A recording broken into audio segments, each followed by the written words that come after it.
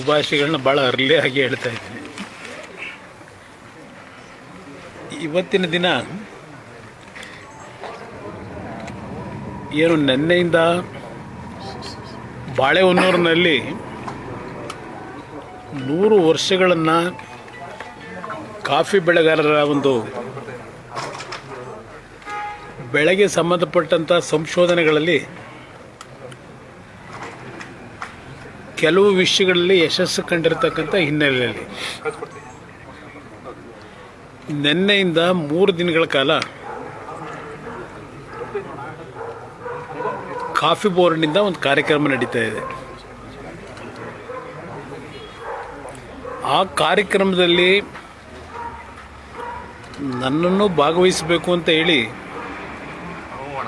Coffee ಬೋರ್ಡ್ನ ಅಧ್ಯಕ್ಷರು ಮತ್ತು ಅಧಿಕಾರಿಗಳು ದೆಹಲಿಗೆ ಬಂದು ಆಹ್ವಾನ ಏನು ನೀಡಿದರು. ಅದರ ಹಿನ್ನೆಲೆಯಲ್ಲಿ ಕೇವಲ ನಾನು ಒಂದೇ ಸ್ಟ್ರೆಚ್ಚಲ್ಲಿ ಬಾಳೆಹೊನ್ನೂರಿಗೆ ಹೋದರೆ 6-6:30 ಗಂಟೆ ಜರ್ನಿ ಆಗುತ್ತೆ. ಆ ದೃಷ್ಟಿಯಿಂದಲೇ ಇವತ್ತು ಮಾರ್ಗ ಮಧ್ಯದಲ್ಲಿ ನಮ್ಮ ಹಾಸನದ ಮಾಧ್ಯಮದ ಮಿತ್ರಗಳನ್ನು ಭೇಟಿ ಮಾಡಿದಾಗುತ್ತೆ. ನನ್ನ ಬಗ್ಗೆ ಜಿಲ್ಲೆಗೆ ಬಂದಂಥ ಸಂದರ್ಭದಲ್ಲಿ ನೀವು ತೋರಿಸ್ತಕ್ಕಂಥ ಅಭಿಮಾನ ನಾನು ಮೊದಲಿಂದ ನೋಡಿದ್ದೀನಿ. ನನ್ನ ಆತ್ಮೀಯ ಸಂಬಂಧಗಳು ನಿಮ್ಗಳ ಜೊತೆ ಇಲ್ಲದೇ ಇದ್ದರು, ಎಲ್ಲೋ ಒಂದು ಕಡೆ ನಮ್ಮವನು ಅನ್ನೋದು ನಿಮ್ಮೆಲ್ಲರ ಹೃದಯದಲ್ಲಿದೆ ಅಂತಕ್ಕಂಥದ್ದು ನಾನು ಅರಿತುಕೊಂಡಿದ್ದೇನೆ. ಆ ಹಿನ್ನೆಲೆಯಲ್ಲೇ ನಾನು ಚಿಕ್ಕಮಗಳೂರಿಗೆ ಹೋಗ್ತಕ್ಕಂಥ ಸಂದರ್ಭದಲ್ಲಿ ತಮ್ಮನ್ನು ಭೇಟಿ ಮಾಡಬೇಕು ಅಂತ ಹೇಳಿ ಇವತ್ತು ನಿಮ್ಮ ಜೊತೆಲಿದ್ದೇನೆ. ಈಗಾಗಲೇ ನಾನು ಗಮನಿಸಿರ್ತಕ್ಕಂಥದ್ದು ಏನೋ ಗೊತ್ತಿಲ್ಲ, ಹಾಸನ ಜಿಲ್ಲೆಗೂ ಕಾಂಗ್ರೆಸ್ಸು ಲಗ್ಗೆ ಹಾಕೋದಕ್ಕೂ ಇತ್ತೀಚೆಗೆ ಭಾಳ ವೇಗದಲ್ಲಿದ್ದಾರೆ. ಏನೋ ಆ ಸ್ಟೇಜ್ಗಳ ಅಲಂಕಾರಗಳು, ಆ ಸ್ಟೇಜ್ಗಳಲ್ಲಿ ಹಲವಾರು ರೀತಿಯ ಬಾಣ ಬಿರುಸುಗಳ ಕಾರ್ಯಕ್ರಮಗಳು, ಜಿಲ್ಲೆಗೆ ಯಾರೂ ಮಾಡದೇ ಇರತಕ್ಕಂಥ ಅಭಿವೃದ್ಧಿಗೆ ಚಾಲನೆ ಕೊಟ್ಟಿದ್ದೇವೆ. ಸುಮಾರು 70,000 ಕುಟುಂಬಗಳಿಗೆ ಮೊನ್ನೆ ನಡೆದಿರ್ತಕ್ಕಂಥ ಕಾರ್ಯಕ್ರಮದಲ್ಲಿ ಅದನ್ನು ಫಲಾನುಭವಿಗಳನ್ನು ಗುರುತಿಸಿ ಆರ್ಥಿಕ ನೆರವನ್ನು ಕೊಟ್ಟಿದ್ದೇವೆ ಅಂತಕ್ಕಂಥ ಅವ್ರ ಹೇಳಿಕೆಗಳು, ಜಾಹೀರಾತುಗಳನ್ನು ಗಮನಿಸಿದ್ದೇನೆ. ನನಗೆ ಇತ್ತೀಚೆಗೆ ಹಾಸನ ಒಂದು ಭಾಗ, ರಾಜ್ಯದಲ್ಲಿ ಏನು ನಡೀತಾ ಇದೆ, ನಾನಿದು ಯಾವುದೋ ಕುರ್ಚಿ ಇಡ್ಲಿ ವಡೆ ತಿಂದಿದ್ದು, ನಾಟಿ ಕೋಳಿ ಸಾರು ತಿಂದಿದ್ದು ಮಾತಾಡಲ್ಲ. ಅದು ಅವ್ರ ಪಕ್ಷದ ಅವ್ರಿಗೆ ಏನು ಬೇಕೋ ಅವ್ರು ಕೂತ್ಕೊಂಡು ಮಾತಾಡ್ಕೊಂಡವ್ರೆ. ಇಡ್ಲಿ ವಡೆನೂ ತಿಂದವ್ರೆ, ನಾಟಿ ಕೋಳಿನೂ ತಿಂದವ್ರೆ, ಅದು ಅವ್ರಿಗೆ ಸೇರಿದ್ದು. ಅದು ನನಗೆ ಮಹತ್ವ ಇಲ್ಲ. ಆಮೇಲೆ ಕಾಂಗ್ರೆಸ್ನ ಕುರ್ಚಿ ಯಾರು ಅಲಂಕರಿಸ್ತಾರೆ ಈ ರಾಜ್ಯದ ಮುಖ್ಯಮಂತ್ರಿ, ಅದು ನನಗೆ ಅವಶ್ಯಕತೆ ಇಲ್ಲ. ಈಗಾಗಲೇ ಜನ 136 138 ಸ್ಥಾನ ಕೊಟ್ಟು 140 ಗಡಿನೂ ದಾಟಿದ್ದಾರೆ. ಈಗಾಗಲೇ ಇನ್ನೊಂದು 3 ತಿಂಗಳು 4 ತಿಂಗಳು ಹೋದರೆ 3 ವರ್ಷ ಕಂಪ್ಲೀಟ್ ಆಗುತ್ತೆ. ಸಾವಿರಾರು ಬಾರಿ ಅವರ ವೈಫಲ್ಯಗಳನ್ನು ಮುಚ್ಕೊಳ್ಳಿಕ್ಕೆ ಕೇಂದ್ರ ಸರ್ಕಾರ ಅಂತಾರೆ. ಕೇಂದ್ರ ಸರ್ಕಾರದ ಮನವೊಲಿಸ್ತಕ್ಕಂಥದ್ದಕ್ಕೆ ನಿಮ್ಮಗಳ ಎಫರ್ಟ್ ಏನಿದೆ, ರಾಜ್ಯ ಸರ್ಕಾರದ ಮಂತ್ರಿಗಳದು, ಮುಖ್ಯಮಂತ್ರಿದು? ಒಂದು, ಉತ್ತರ ಕರ್ನಾಟಕದಲ್ಲಿ ಧಾರಾಕಾರವಾದ ಪ್ರವಾಹ. ಬಹುಶಃ ಇವತ್ತೊಂದು ಪತ್ರಿಕೆಯಲ್ಲಿ 1.5 ಪೇಜ್ ಆರ್ಟಿಕಲ್ ಇದೆ. ಡಿಸಾಸ್ಟರ್ ಮ್ಯಾನೇಜ್ಮೆಂಟ್ನಲ್ಲಿ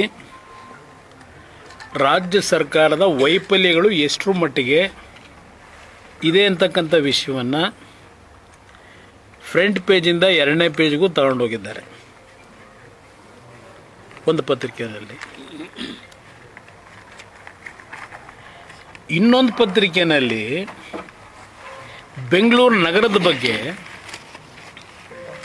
ನಮ್ಮ ಲೇಬರ್ ಮಿನಿಸ್ಟ್ರು ನಿನ್ನೆ ಯಾವುದೊಂದು ಕಾರ್ಯಕ್ರಮದಲ್ಲಿ ಭಾಗವಹಿಸಿದ್ದಾರೆ. ಬೆಂಗಳೂರು ಡೆವಲಪ್ಮೆಂಟು ಮುಂದೆ ಯಾವ ಕೆಟ್ಟ ದಾರಿಗೆ ಹೋಗುತ್ತೆ ಅಂತಕ್ಕಂಥದ್ದು ಒಂದು ದೊಡ್ಡ ಆರ್ಟಿಕಲ್ಲೇ ಇದೆ ಟೈಮ್ಸ್ ಆಫ್ ಇಂಡಿಯಾದಲ್ಲಿ. ಅಲ್ಲೊಂದು ಡೆಕ್ಕನ್ ಹ್ಯಾಂಡಲ್ ಡಿಸಾಸ್ಟರ್ ಮ್ಯಾನೇಜ್ಮೆಂಟ್ದು ಒಂದು ರಿಪೋರ್ಟ್ ಕೊಟ್ಟಿದ್ದಾರೆ. ನಾನೆಲ್ಲ ಸುದೀರ್ಘವಾಗಿ ಈಗ ನಿಮ್ಮ ಮುಂದೆ ಹೇಳಲಿಕ್ಕೆ ಹೋಗೋಣ. ಜೇವರ್ಗಿ, ಯಾದಗಿರಿ, ಕೊಪ್ಪಳ, ಬಾಗಲಕೋಟೆ, ಬೆಳಗಾವಿ ಈ ಎಲ್ಲ ಜಿಲ್ಲೆಗಳಲ್ಲಿ ರೈತ ಮುಂಗಾರಿನ ಹಂತದಲ್ಲಿ ಬೆಳೆದಂಥ ಬೆಳೆ ಸರ್ವನಾಶ ಆಗೋಯ್ತು ಮಳೆ ಅನಾಹುತಗಳಲ್ಲಿ. ಆ ಸರ್ವನಾಶ ಆದಾಗ ತಕ್ಷಣಕ್ಕೆ ರಾಜ್ಯ ಸರ್ಕಾರದ ಮಂತ್ರಿಗಳು ಯಾರು ಭೇಟಿ ಕೊಟ್ಟಿದ್ದು ನಾನು ನೋಡಲಿಲ್ಲ. ಬಹುಶಃ ಜನತಾದಳ ಕಲಬುರಗಿಯ ಜೇವರ್ಗಿ ಜಿಲ್ಲೆಗೆ, ಬಾಗಲಕೋಟೆಗೆ ಮೊದಲು ಭೇಟಿ ಕೊಟ್ಟು ಜನಗಳಿಗೆ ಸಾಂತ್ವನ ಹೇಳಿ APMC ಮಂಡಿಗಳಿಗೆ ಹೋಗಿ ಅಲ್ಲೂ ಸಹ ಚರ್ಚೆ ಮಾಡಿ ಒಂದು ನೈತಿಕ ಸ್ಥೈರ್ಯ ತುಂಬಲಿಕ್ಕೆ ಪ್ರಯತ್ನ ಪಟ್ಟಿದ್ದೇವೆ. ಅದು ಆ ಡ್ಯಾಮೇಜ್ಗಳಾದಾಗ ತೊಗರಿ ಬೆಳೆದರು ರೈತರು, ತೊಗರಿ ಕೇಂದ್ರ ಮಾಡಲಿಲ್ಲ, ಖರೀದಿ ಕೇಂದ್ರ. ಕೇಂದ್ರ ಸರ್ಕಾರ MSP ದರ ನಿಗದಿ ಮಾಡಿ ಅವರು ಆದೇಶ ಮಾಡಬೇಕು ಕೊಂಡ್ಕೊಳ್ಳೋಕ್ಕೆ. ಇನ್ನು ಮೆಕ್ಕೆಜೋಳ ಇಡೀ ರಾಜ್ಯದಲ್ಲಿ ಈ ಬಾರಿ ಬಂಪರ್ ಕ್ರಾಪ್ ಬಂತು. ರಾಜ್ಯದ ಹಲವಾರು ಪ್ರದೇಶಗಳಲ್ಲಿ, ದಾವಣಗೆರೆ ಇರಲಿ, ಹಾವೇರಿ ಇರಲಿ, ಗದಗ ಇರಲಿ, ಈಗ ಹಲವಾರು ಪ್ರದೇಶಗಳಲ್ಲಿ ಮೆಕ್ಕೆಜೋಳ ಬೆಳೆದಂಥ ರೈತರು ಸುಮಾರು 10-15 ದಿನ ರಸ್ತೆಗಳಲ್ಲಿ ಪ್ರತಿಭಟನೆ ಮಾಡೋದು. ಆ MSP ದರ ಕೇಂದ್ರ ಸರ್ಕಾರ 2,500 ಅಂತ ನಿಗದಿ ಮಾಡ್ಕೊಂಡಿದ್ದಾರೆ.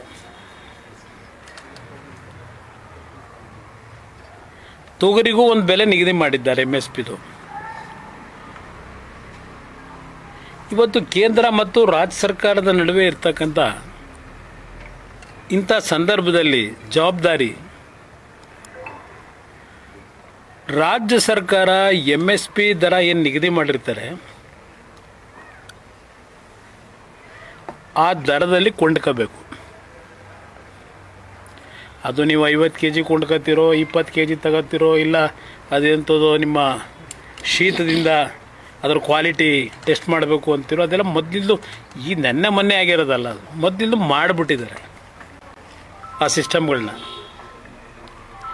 ನಾನು ಕೆಲವು ಸತ್ಯಾಂಶಗಳನ್ನು ಹೇಳಲಿಕ್ಕಾಗಲ್ಲ ನನಗಾಗಿರತಕ್ಕಂಥ ಅನುಭವಗಳ ಮೇಲೆ. 2006-07 ಮುಖ್ಯಮಂತ್ರಿ ಇದ್ದೆ. ನಾನು ಇದೆಲ್ಲವನ್ನು ಎದುರಿಸಿದ್ದೇನೆ. 2018 ಈ ಪ್ರವಾಹ, ಈ ಅತಿವೃಷ್ಟಿಗಳನ್ನು ಅವತ್ತೂ ಎದುರಿಸಿದ್ದೇನೆ. ಇಲ್ಲಿ ಜೇವರ್ಗಿದೆ ನೋಡಿ, ಇಲ್ಲಿ ಬರೀತಾರೆ 236 ಜನ ಸತ್ತಿದ್ದಾರೆ.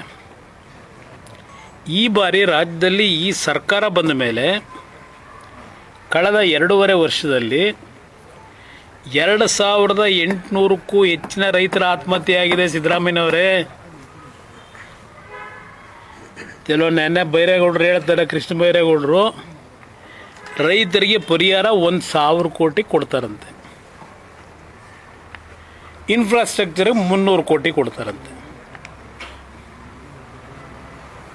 ಅವರೇ ಅಂದಾಜು ಮಾಡ್ಕೊಂಡಿದ್ದಾರೆ ಸರ್ಕಾರದಲ್ಲಿ. ಈ ಡಿಸಾಸ್ಟರ್ ಮ್ಯಾನೇಜ್ಮೆಂಟಲ್ಲಿ ಆಗಿರತಕ್ಕಂಥ ಅನಾಹುತಗಳಲ್ಲಿ 1,02,000 ಕೋಟಿ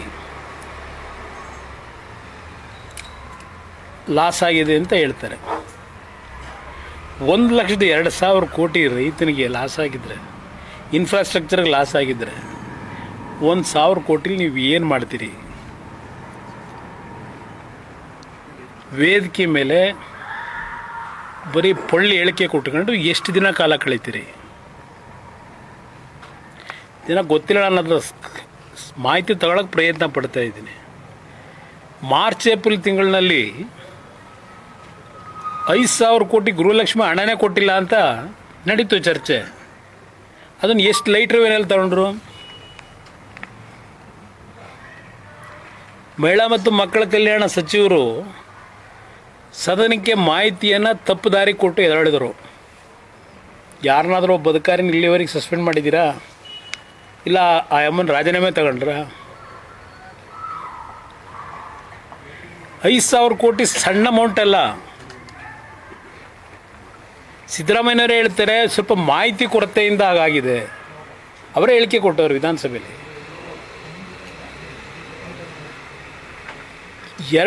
ಮಾರ್ಚ್ ಏಪ್ರಿಲ್ ಎಷ್ಟು ತಿಂಗಳಾಗಿದೆ? ನಿಮ್ಮ ಫೈನಾನ್ಸ್ ಮಿನಿಸ್ಟ್ರು, ನೀವು ಅತ್ಯಂತ ಬಹುಶಃ ಅಮೇರಿಕಾದವರು ನಿಮ್ಮಂಥ ಫೈನಾನ್ಸ್ ಮಿನಿಸ್ಟ್ರು ಇನ್ನೂ ಬಂದಿಲ್ಲ. ಟ್ರಂಪ್ಗೆ ಸಿಕ್ಕಿಲ್ಲ ನಿಮ್ಮಂಥ ಫೈನಾನ್ಸ್ ಮಿನಿಸ್ಟ್ರು.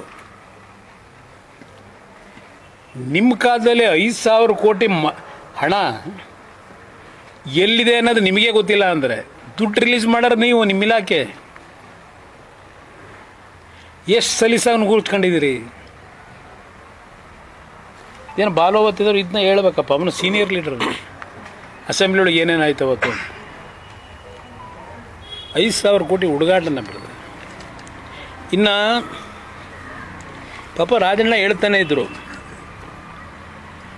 ಈ ವರ್ಷ 34 ಲಕ್ಷ ರೈತರಿಗೆ ಸಹಕಾರಿ ಬ್ಯಾಂಕ್ನಲ್ಲಿ 24,000 ಕೋಟಿ ರೈತನಿಗೆ ಸಾಲ ಕೊಡ್ತೀವಿ ಅಂತ. ಏನು ಲೀಡ್ರೆ? ಅವ್ರೇನು ಕೊಡಲ್ಲ. ನಾವು ಒಂದು ನಿಮಿಷ ಹೇಳಿದ್ರೋ ಇಲ್ವೋ? ನಿಮ್ಮ ಸಹಕಾರಿ ಬ್ಯಾಂಕಿಂದ ಕೊಡ್ತೀನಿ ಅಂತ ಅವರೇ ಘೋಷಣೆ ಮಾಡಿದರು, ನಾವೇನು ಕೊಡಪ್ಪ ಅಂತ ಹೇಳಿರಲಿಲ್ಲ. ಈಗ ನವಂಬರ್ ತಿಂಗಳವರೆಗೆ 12,000 ಕೋಟಿ ಕೊಟ್ಟವ್ರಂತೆ. ಅದು ಕೊಟ್ಟಿಲ್ಲ ದುಡ್ಡನ್ನ. ಅದೆಲ್ಲ ಅಲ್ಲಲ್ಲೇ ಅಡ್ಜಸ್ಟ್ಮೆಂಟ್ ಮಾಡ್ಕೋತಾರಲ್ಲ, ಅವ್ರಿಗೆ ಗೊತ್ತು, ನನಗೆ ಗೊತ್ತಿಲ್ಲ. ಕೋಆಪರೇಟಿವ್ ಸಾಲ ಕೊಟ್ಟಿದ್ದ ಮರುಪಾವತಿ ಆಗಿರುತ್ತೆ, ಪುನಃ ಅವ್ರಿಗೆ ಹೋಗಿರುತ್ತೆ ಅಷ್ಟೇ. ಹೊಸ ಸಾಲ ಕೊಟ್ಟಿಲ್ಲ. ಅದಕ್ಕೆ ಮಾತಾಡ್ತಿದ್ರು, ಅದೆಲ್ಲೋ ಕೇಂದ್ರ ಸರ್ಕಾರದಲ್ಲಿ ನಬಾರ್ಡಿಂದ ನಮಗೆ ಕಟ್ ಶಾರ್ಟ್ ಮಾಡಿಬಿಟ್ಟವ್ರೆ ದುಡ್ಡು ಕೊಡೋದನ್ನ. ಇದೊಂದು ರೀಸನ್ ಕೊಡೋದು. 34 ಲಕ್ಷ ರೈತರಿಗೆ ಕೊಡ್ತೀವಿ ಅಂದರು, 24 ಲಕ್ಷ ಜನಕ್ಕೆ ಸಿಕ್ಕಿದೆ ದುಡ್ಡು. ಅಂದರೆ ದುಡ್ಡು ಸಿಕ್ಕಿಲ್ಲ, ಅಡ್ಜಸ್ಟ್ಮೆಂಟ್ ಆಗಿದೆ. ಅವ್ರ ಕೋಆಪರೇಟಿವ್ ಅವ್ರು ಹೇಳಬೇಕು ಅದೆಲ್ಲ ಏನೇನಾಗಿದೆ. ಬಹುಶಃ ನಾನು 2 ಬಾರಿ ರಾಜ್ಯದಲ್ಲಿ 2006, 2007, 2018 ಆ ರೈತ ಮಾಡಿದಂಥ ಸಾಲ ಮನ್ನಾ ಮಾಡಿ ಕೋಆಪರೇಟಿವ್ ಬ್ಯಾಂಕ್ಗಳಿಗೆ, TCC ಬ್ಯಾಂಕ್ಗಳಿಗೆ ರೈತನಿಗೆ 1 ಲಕ್ಷ ರೂಪಾಯಿ ಸಾಲ ಮನ್ನಾ ಮಾಡಿದೆ. ಮಾಡಿದ್ರಿಂದ 13 ಬ್ಯಾಂಕ್ಗಳು ಈ ಬ್ಯಾಂಕ್ಗಳು ಉಳಿದೋ ಅವತ್ತು ನಾನು ಕೊಟ್ಟಿದ್ರಿಂದ. ಅವ್ರಿಗೆ ಕೊಟ್ಟೆ ಅಂತೇಳಿ ಸರ್ಕಾರ ಖಜಾನೆ ಖಾಲಿ ಆಯಿತು ಅಂತ ಹೇಳಿಲ್ಲ ಇವ್ರ ಥರ. ಒಂದೊಂದು MLA ಕ್ಷೇತ್ರಕ್ಕೆ ಎಷ್ಟೆಷ್ಟು ಕೋಟಿ ದುಡ್ಡು ಕೊಟ್ಟಿದ್ದೀವಿ ಅನ್ನೋದನ್ನ ಅಂಕಿಅಂಶ ಹೇಳ್ಬೇಕು. ಅವರು ಸಿದ್ದರಾಮಯ್ಯ ಶ್ವೇತಪತ್ರ ಹೊರಡಿಸ್ಲಿ. ಇನ್ನೇನು ಬಜೆಟ್ ಮಂಡನೆ ಮಾಡ್ತಾರೆ. ಬಹುಶಃ ಹೋದ ವರ್ಷ 4,09,000 ಕೋಟಿ ಏನೋ ಮಾಡಿರಬೇಕು ಬಜೆಟು. ಈ ವರ್ಷ 4,70,000 ಕೋಟಿಗೆ ಹೋಯ್ತಾರಂತೆ. ಸಾಲ ಎಷ್ಟಕ್ಕೆ ಹೋಗ್ಬೋದು? 785 ಇದೆ. ಹತ್ತಿರ 8.5, 9, 10 ರೀಚ್ ಮಾಡ್ತಾರೆ ಸಿದ್ದರಾಮಯ್ಯನವರು. ಸಾಲ ಮಾಡಬಾರ್ದು ಅಂತ ಯಾರು ಹೇಳ್ತಾರೆ? ಕೇಂದ್ರ ಸರ್ಕಾರ ಸಾಲ ಮಾಡಿಲ್ವಾ? ಕೇಂದ್ರ ಸರ್ಕಾರ ಸಾಲ ಮಾಡಿದರೆ ಸುಮಾರು 11 ಲಕ್ಷ ಕೋಟಿ ಕ್ಯಾಪಿಟಲ್ ಅಸೆಟ್ಗೆ ಸಾಲ ಮಾಡಿದ್ರೆ ಕೇಂದ್ರ ಸರ್ಕಾರ. ನೀವು ಸಾಲ ಮಾಡಿ ಎಷ್ಟು ಕ್ಯಾಪಿಟಲ್ನ ಅಸೆಟ್ನ ಕ್ರಿಯೇಟ್ ಮಾಡಿದ್ದೀರಿ ಕರ್ನಾಟಕದಲ್ಲಿ? ಅದೇನೋ ಭದ್ರಾ ಮೇಲ್ದಂಡಕ್ಕೆ ದುಡ್ಡು ಕೊಡಲಿಲ್ಲ, ಅದೇನೋ ಪೆರಿಫೆರಿಯಲ್ ರಿಂಗ್ ರೋಡಿಗೆ ದುಡ್ಡು ಕೊಡಲಿಲ್ಲ. ಯಾತಿ ಕೊಡ್ತಾ ಇಲ್ಲ ನಿಮಗೆ? ಕೇಂದ್ರ ಸರ್ಕಾರದಿಂದ ಕೊಡ್ತಕ್ಕಂಥ ಹಲವಾರು ಯೋಜನೆಗಳಿಗೆ ನಿಮ್ಮಲ್ಲಿ ಶಿಸ್ತುಬದ್ಧವಾದಂಥ ಗುಣಾತ್ಮಕವಂಥ ಕೆಲಸಗಳು ಮಾಡಿಲ್ಲ. ಈಗ ನಿಮ್ಮ ಜಲ ಮಿಷನ್ನೇ ಕೇಂದ್ರ ಸರ್ಕಾರದಿಂದ 11,000 ಕೋಟಿ ಕಟ್ಟಾಗಿದೆ. ಈಗ 11-13 ಕಟ್ಟಾಗಿದೆ. ಯಾಕೆ ಕಟ್ ಮಾಡಿದ್ದೀವಿ ಅಂತ ಕೇಂದ್ರ ಸರ್ಕಾರದಲ್ಲಿ ನೀರಾವರಿ ಸಚಿವರು ಪಾರ್ಲಿಮೆಂಟ್ನಲ್ಲೇ ಹೇಳೋರೆ.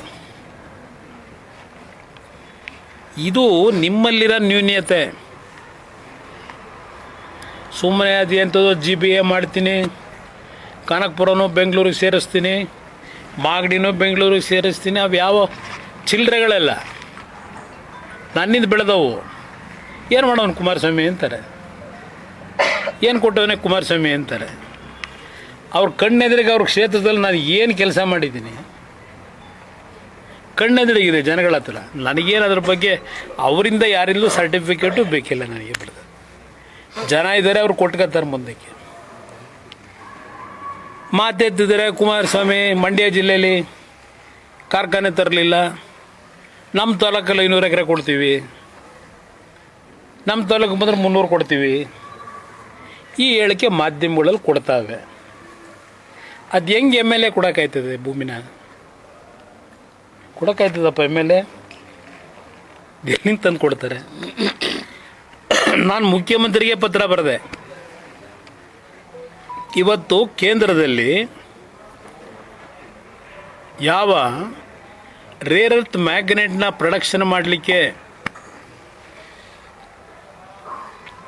ಚೈನಾಗೆ ಕಾಂಪೀಟ್ ಮಾಡ್ತಾ ಇದ್ದೀವಿ. ಅದು ನನ್ನ ಕಲ್ಪನೆ 2018ರಲ್ಲೇ ಇಟ್ಟಿದ್ದೆ. 9 ಕಡೆ ಇಂಡಸ್ಟ್ರಿಯಲ್ ಕ್ಲಸ್ಟರ್ ಮಾಡಬೇಕು ಅಂತ. ಈ ಜಿಲ್ಲೆನ ಯಾರ್ಯಾರು ನಿರ್ನಾಮ ಮಾಡಿದ್ರು ಅನ್ನೋದನ್ನ ಮುಂದೆ ಹೇಳ್ತೀನಿ, ಈ ಹೇಳಲ್ಲ. ಅಭಿವೃದ್ಧಿ ಅಂತಕ್ಕಂಥದ್ದನ್ನು ಯಾರ್ಯಾರಿಂದ ಈ ಜಿಲ್ಲೆಗೆ ಅನಾಹುತ ಮಾಡಿದ್ರು, ಯಾವ ಪಕ್ಷಗಳು ಮಾಡಿದೆ ಲೂಟಿ ಹೊಡೆಯೋಕ್ಕೋಸ್ಕರ, ಈಗ ನಾನು ಮಾತಾಡೋ ಪರಿಸ್ಥಿತಿಲಿ ಇಲ್ಲ. ಹೇಳ್ತೀನಿ, ಅದು ಕಾಲ ಬರುತ್ತೆ.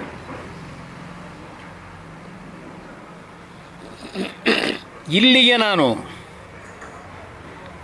ಸ್ಯಾನಿಟರಿ ಎಕ್ವಿಪ್ಮೆಂಟ್ಗಳು ಒಂದು ದೊಡ್ಡ ಇಂಡಸ್ಟ್ರಿಯಲ್ ಹಬ್ ಮಾಡಬೇಕು ಅಂತ ಹೇಳಿ ಆ 9 ಇಂಡಸ್ಟ್ರಿಯಲ್ ಹಬ್ಬಲ್ಲಿ ಹಾಸನಕ್ಕೊಂದು ಕೊಟ್ಟರೆ ನಾನು ಅಧಿಕಾರದಿಂದ ಕಿತ್ತಾಕಿ, ಇಲ್ಲಿ ಫೀಸಿಬಿಲಿಟಿ ಇಲ್ಲ ಅಂತ ಹೇಳಿ ಹಾಸನದಲ್ಲಿ ಅಲ್ಲೆಲ್ಲ ಬೇರೆ ಜಿಲ್ಲೆಗೆ ತಗೊಂಡೋಗ್ತಾರೆ. ತಗೊಂಡೋಗ್ಲಿ, ನನ್ನದೇನು ಅಬ್ಜೆಕ್ಷನ್ ಇಲ್ಲ. ಈ ಜಿಲ್ಲೆ ಜನ ಏನು ಅನ್ಯಾಯ ಮಾಡೋರೆ? ಏನು ಅನ್ಯಾಯ ಮಾಡೋದು ಈ ಜಿಲ್ಲೆ ಜನ? ನಿಮಗೂ ಓಟ್ ಹಾಕಿಲ್ವಾ? ಇದು ನನಗೆ ನೋವು. ಇವತ್ತು ಏರ್ಪೋರ್ಟು ಬಹುಶಃ ರಾಜ್ಯದಲ್ಲಿ ಬೆಂಗಳೂರು ನಗರ ಹೊರತುಪಡಿಸಿ ಒಂದು ಜಿಲ್ಲಾ ಕೇಂದ್ರದಲ್ಲಿ ಏರ್ಪೋರ್ಟ್ ಆಗಬೇಕಾಗಿದ್ದು ಮೊದಲನೇದು ಹಾಸನದಲ್ಲಿ. ಏನೋ ದೇವೇಗೌಡರ ಒಂದು ದೊಡ್ಡ ವಿಷನ್ ಇಟ್ಟಿದ್ರು. ಆ ಸಂದರ್ಭದಲ್ಲಿ ಗುಲಾಮ್ ನಬಿ ಆಜಾದ್ ಬಹುಶಃ ಸಿವಿಲ್ ಏವಿಯೇಷನ್ ಮಿನಿಸ್ಟರ್ ಇದ್ದರು. ಅವ್ರಿಗೆ ಕನ್ವಿನ್ಸ್ ಮಾಡಿ ಬಹುಶಃ ಅವತ್ತು ಬೂನಹಳ್ಳಿ ಮತ್ತು ಹಲವಾರು ಹಳ್ಳಿಗಳು ರೈತರ ಜೊತೆ ಕೂತು ಪಂಚಾಯಿತಿ ಮಾಡಿ ದೇವೇಗೌಡರ ಮೇಲಿದ್ದಂಥ ಅಭಿಮಾನದಲ್ಲಿ ಆ ರೈತರು ಆ ಕಾಲದಲ್ಲಿ ಭೂಮಿ ಕೊಡಲಿಕ್ಕೂ ತಯಾರಾದರು. ಆ ಹಳ್ಳಿ ಜನ ದೊಡ್ಡವ್ರಿಗಿದ್ದಿದ್ದು ಪ್ಯಾಸೆಂಜರ್ದು ಏರ್ಕ್ರಾಫ್ಟ್ ಮಾಡಬೇಕು ಅಂತ ಅಲ್ಲ, ನನ್ನ ರೈತ ಬೆಳೀತಂಗಂಥ ಬೆಳೆ ಏನಿದೆ ಆ ಬೆಳೆಯ ಒಂದು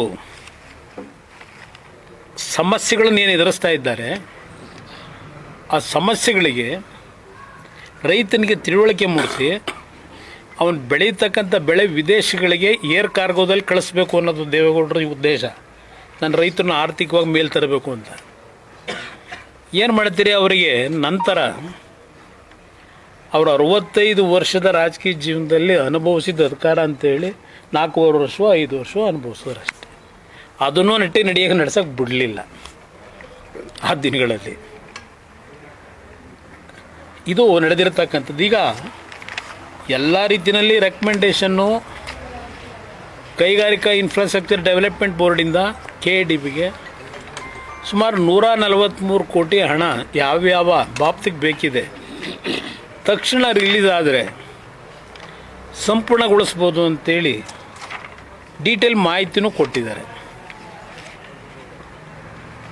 ನಾನು ಬೆಳಗ್ಗೆ ಜಾರ್ಜ್ ಅವ್ರಿಗೆ ಮಾತನಾಡಿದೆ. ಒಂದು ಇದರ ವೈರ್ ಹೋಗಿದೆಯಲ್ಲ ಎಕ್ಸ್ಟ್ರಾ ನಮ್ಮ ಹೈಟೆನ್ಷನ್ ವೈರು, ದಯವಿಟ್ಟು ಇಮ್ಮಿಡಿಯೇಟಾಗಿ ನೀವು ಹೇಳಿ ವಾರದಲ್ಲಿ ಕೆಲಸ ಶುರು ಮಾಡಿಸಿ ಅಂತ ಮನವಿ ಮಾಡಿದ್ದೀನಿ. ಈಗಾಗಲೇ 17 ಕೋಟಿ ದುಡ್ಡು ಕೊಟ್ಟವರೇನೋ ಇನ್ನೂ 24 ಕೋಟಿಯನ್ನು ಕೇಳ್ತಾ ಇದ್ದಾರೆ ಅಂತ ಒಂದು ರಿಪೋರ್ಟ್ ಬಂತು. ರೈತರದ್ದು ಕೆಲವು ಸಮಸ್ಯೆ ಇದೆ. ನಮ್ಮ ಮಾಧ್ಯಮದ ಸ್ನೇಹಿತರ ಮುಖಾಂತರ ಹೇಳ್ತೀನಿ,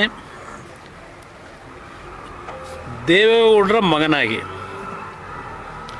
ದೇವೇಗೌಡರು ಇಲ್ಲೇನು ವಿಮಾನ ನಿಲ್ದಾಣ ಆಗಬೇಕು ಅಂತ ಹೇಳಿ ಅವತ್ತು ನಿಮ್ಮಿಂದ ಭೂಮಿ ಪಡೆಯತಕ್ಕಂಥಲ್ಲಿ ಮನವೊಲಿಸಿದ್ರು. ಯಾವುದೇ ಕುಟುಂಬಕ್ಕೆ ಅನ್ಯಾಯ ಆಗದೆ ಇರತಕ್ಕಂಥ, ಯಾಕೆಂದರೆ ಅಲ್ಲಿ ಹಲವಾರು ರೀತಿಯ ಅಕ್ರಮಗಳಾಗಿದೆ, ಗೊತ್ತಿದೆ ನನಗೆ ಏನೇನಾಗಿದೆ ಅಂತ ಹೇಳಿ. ರೈತರು ಭೂಮಿಗಳೇ ಇಲ್ಲ ಅಂತ ಹೇಳಿ ರೈತರು ಭೂಮಿನೇ ಇವತ್ತು ಕಣ್ಮರೆ ಮಾಡವ್ರೆ. ಇದೆಲ್ಲ ಇದೆ. ಸ್ಮಶಾನದ ಸಮಸ್ಯೆ ಇದೆ. ನೀವು ಯಾರೂ ಹೆದರಬೇಡಿ. ನಿಮ್ಮ ಆಶೀರ್ವಾದದಲ್ಲಿ ನಾನು ದೇವ್ರನ್ನ ನಂಬಿದ್ದೀನಿ. ಏಕೆಂದರೆ ನಮ್ಮ ಕುಟುಂಬ ದೇವ್ರನ್ನ ನಂಬೇ ಬಂದಿರೋದು. ನಾನು 2 ಬಾರಿ ಮುಖ್ಯಮಂತ್ರಿ ಆದಾಗಲೂ ದಿನ ದೇವಸ್ಥಾನಕ್ಕೆ ಕೂತ್ಕೊಂಡು ರುದ್ರಾಕ್ಷಿ ಮೇಲೆ ಹಾಕೊಂಡು ಪೂಜೆ ಮಾಡಿಲ್ಲ. ದೇವಸ್ಥಾನಕ್ಕೆ ಯಾರಾದ್ರು ಕರ್ಕೊಂಡು ಹೋದರೆ ನಾನು ಇನ್ನು 4 ಜನಕ್ಕೆ ಒಳ್ಳೇದು ಮಾಡಿಸಪ್ಪ ಅಂತ ಹೇಳಿದ್ದೀನಿ. 2 ಬಾರಿ ನಾನು ಮುಖ್ಯಮಂತ್ರಿ ಆಗಿದ್ದು ರಾಜ್ಯದ ಜನ ಮಾಡಿದ್ರೆ ಆ ಭಗವಂತ ಇಚ್ಛೆಲ್ಲ ಆದೆ. ಹಾಸನ ಜಿಲ್ಲೆ ಒಂದಕ್ಕಲ್ಲ, ಈ ರಾಜ್ಯಕ್ಕೆ ನಾನು ಕೊಟ್ಟಂಥ ಕೊಡುಗೆ ಇದೆಯಲ್ಲ, ಇತಿಹಾಸ ಅದು. ಇವತ್ತು ಹೇಳಿದ್ದಾರೆ ಕೆಲವರು ಅದು ಕೃಷ್ಣದೇವರಾಯನ ಕಾಲ ಅಂತ. ನನ್ನ ಮುಂದೆ ಹೇಳಿದ್ದಾರೆ ಭಾಳ ಜನ. ಇವತ್ತು ಕೇಂದ್ರದಲ್ಲಿ ನರೇಂದ್ರ ಮೋದಿಯವರು ನನಗೆ ಕೊಟ್ಟಂಥ ಜವಾಬ್ದಾರಿ, ಆ ಇಲಾಖೆಗಳು ಏನು ಪರಿಸ್ಥಿತಿ ಇತ್ತು ಅನ್ನೋದು ಗೊತ್ತು ನನಗೆ. HMT, VASL ಕ್ಲೋಸ್ ಆಗಿದೆ. ಇವತ್ತು RINL ಪ್ರಾರಂಭ ಮಾಡಿದೆ ಆಂಧ್ರದಲ್ಲಿ, ಸಂಪೂರ್ಣ ಬಂದಾಗಿತ್ತು. ಮ್ಯಾಕ್ಸಿಮಮ್ ಪ್ರೊಡಕ್ಷನ್ ಇವತ್ತು ಅಲ್ಲಿ 21,000 metric ton per day production ಆಗ್ತಾಯಿದೆ. ಇಂಟರ್ನಲ್ಲಿ ಅದನ್ನು ಮಾರಿಸ್ಬೇಕು ಅಂತ ಹಲವಾರು ಸಬಟೇಜ್ಗಳು ನಡೀತಾ ಇದೆ. ಅದೆಲ್ಲ ಓವರ್ಲುಕ್ ಮಾಡಿ RINLಗೆ ಲೈಫ್ ಕೊಟ್ಟು ಆ ಜನ ಇವತ್ತು ನೆನ್ಕೋತಾರಲ್ಲಿ. ಅದೇ ಕೆಲಸ ಇವತ್ತು ಹಲವಾರು ಸಮಸ್ಯೆಗಳಿದ್ದರು. ವಿಶ್ವೇಶ್ವರಯ್ಯ ಸ್ಟೀಲ್ ಪ್ಲ್ಯಾಂಟು, HMT ನನ್ನದೇ ಆದಂಥ ರೀತಿಯಲ್ಲಿ ಕೆಲವು ಅದನ್ನು ಜೀವ ಕೊಡಲಿಕ್ಕೆ ಏನೇನು ಮಾಡಬೇಕು ಮಾಡ್ತಾಯಿದ್ದೀನಿ. ಇದು ನಿಮ್ಮ ಗಮನಕ್ಕೆ ತರ್ತೀನಿ. ನನ್ನ ಇಲಾಖೆ ಬಗ್ಗೆ ಪಾಪ ನಮ್ಮ ಕಾಂಗ್ರೆಸ್ ನಾಯಕರುಗಳು ಹೇಳ್ತಾರೆ, ಮಂಡ್ಯಗೆ ಕಾರ್ಖಾನೆ ತರಲಿಲ್ಲ, ಆಸ್ತಕ್ಕೊಂದು ಕಾರ್ಖಾನೆ ತರ್ಬೋದಾಗಿತ್ತು, ಇನ್ನೂ ತಂದಿಲ್ಲ. ಯಾವುದೋ NTPC ಹೇಳಿದ್ರು, ನ್ಯಾಷನಲ್ ಟೆಕ್ಸ್ಟೈಲ್ ಕಾರ್ಪೊರೇಷನ್ ಏನೋ ಹೇಳಿದ್ರು. ಇವತ್ತು ಬೆಳಗ್ಗೆ ಬರ್ಬೇಕಾದ್ರೆ ಹೇಳ್ತಿದ್ರು, ನೋಡಂತೆ. ನನಗೆ ಇರ್ತಕ್ಕಂಥ ಲಿಮಿಟೇಷನ್ನಲ್ಲಿ ರಾಜ್ಯ ಸರ್ಕಾರವು ನನಗೆ ಕೋಆಪ್ರೇಷನ್ ಕೊಡದೇ ಇದ್ದರೆ, ಭೂಮಿ ಕೊಡಬೇಕಾದ್ರೆ ಅವರು, ನೀರು ಕೊಡಬೇಕಾದ್ರೆ ಅವರು, ಎಲೆಕ್ಟ್ರಿಸಿಟಿ ಕೊಡಬೇಕಾದ್ರೆ ಅವರು, ಇದು ಯಾವುದನ್ನು ಅವ್ರು ಮಾಡಿದೆ. ಅವ್ರು ಮೊನ್ನೆ ಉತ್ತರ ಕೊಟ್ಟವ್ರೆ MB ಪಾಟೀಲ್ರು. ಹಲವಾರು ಕಡೆ ನಾವು ಮಾಡೋಕ್ಕೆ ಹೋದೋ ಮಾಡೋಕ್ಕೆ ಜನ ಬಿಟ್ಟಿಲ್ಲ, ಭೂಮಿ ಇಲ್ಲ ಅಂತೇಳಿ ಮೊನ್ನೆ ಅಸೆಂಬ್ಲಿಯಲ್ಲಿ. ಇಲ್ಲಿ ಕೆಲವು MLAಗಳು ಕುಮಾರಸ್ವಾಮಿ ಹೂ ಮುಡ್ಸೋಕೆ ಕೊಟ್ಟವನೇ ಮಂಡ್ಯದವರಿಗೆ, ನಾವು 300 ಎಕರೆ ಕೊಡ್ತೀವಿ, 500 ಎಕರೆ ಕೊಡ್ತೀವಿ, ಬರಲಿ ಅಂತ. ಈ ಕೂವಕದ ಮಾತುಗಳು ನಿಲ್ಲಿಸಿ ಇವತ್ತೇನು 7,290 ಕೋಟಿ ವೆಚ್ಚದಲ್ಲಿ ಮ್ಯಾಗ್ನೆಟಿಕ್ ಪ್ರೊಡಕ್ಷನ್ ಶುರು ಮಾಡ್ತಾ ಇದ್ದೀವಿ. 5 ಕಂಪ್ನಿಗಳಿಗೆ ಅವಾರ್ಡ್ ಮಾಡ್ತಿದ್ದೀವಿ. ಆ 5 ಕಂಪ್ನಿಯಲ್ಲಿ 2 ಕಂಪ್ನಿನಾದರೂ ಕನ್ವಿನ್ಸ್ ಮಾಡಿ ದಯವಿಟ್ಟು ಕರ್ನಾಟಕ ಸರ್ಕಾರ ಏನಾದರೂ ಮಾಡ್ಕೊಳ್ಳಿ, ನಾನು ನಿಮಗೆ ಬೆಂಬಲವಾಗಿರ್ತೇನೆ, ಇಲ್ಲಿ ಬನ್ನಿ ಯೂನಿಟ್ ಹಾಕಿ ಅಂತ ಹೇಳಿ ಪ್ರಾಮಾಣಿಕವಾಗಿ ಪ್ರಯತ್ನ ಮಾಡಬೇಕು ಅಂತ ತೀರ್ಮಾನ ಮಾಡಿದ್ದೀನಿ.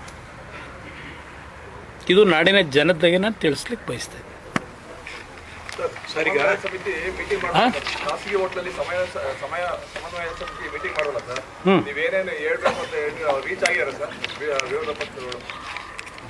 ವಿಧಾನಸಭೆ ಕಲಾಪದಲ್ಲಿ ಸ್ವಲ್ಪ ಕೆಲವರು ನಾನ್ ಸ್ಪೀಡ್ ಆಗಬೇಕು ನಾನು ವಿಷಯ ತೆಗಿಬೇಕು ಅಂತೇಳಿ ಸ್ವಲ್ಪ ಜನರಲ್ಲಿ ಕೆಲವು ಇಂಡಿವಿಜುವಲಿ ಮಾಡ್ಕೊಂಡವ್ರೆ. ಬಟ್ ಸಮನ್ವಯತೆಯಿಂದ ಹೋಗಿ ಅಂತ ಹೇಳಿದ್ವಿ.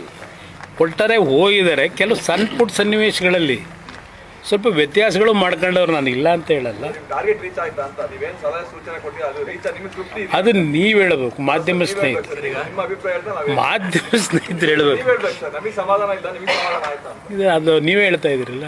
ಸರಿಗೆ ಹೇಳ್ತಾ ಇದ್ರೆ ಸರ್, ಈಗ ರಾಜ್ಯದಲ್ಲಿ ಕೃಷಿ ಕ್ಷೇತ್ರ ಅವನತಿಗೆ ಕುಂಠಿತ ಆಗೋದಕ್ಕೆ ನೇರವಾಗಿ ಕೇಂದ್ರ ಸರ್ಕಾರನೇ ಕಾರಣ ಅಂತ ನಿನ್ನೆ ಇನ್ನು ಬೆಳಗಾವಿ ಯಾವ ರೀತಿ ಕಾರಣ? ಅದೇನೆ ಈಗ ಕೃಷಿ ಬೆಲೆಗಳದ್ದು ಫಿಕ್ಸೇಷನ್ ಇರ್ಬೋದು, ನೀವು ಹೇಳಿದ್ರಲ್ಲ ಇವಾಗ ಎಲ್ಲವೂ ಕೂಡ ಫುಲ್ ಕಂಪ್ಲೀಟ್ ನಿರ್ಲಕ್ಷ್ಯ ಆಗೋದಕ್ಕೆ ಅದೇ ಕಾರಣ ಅಂತ.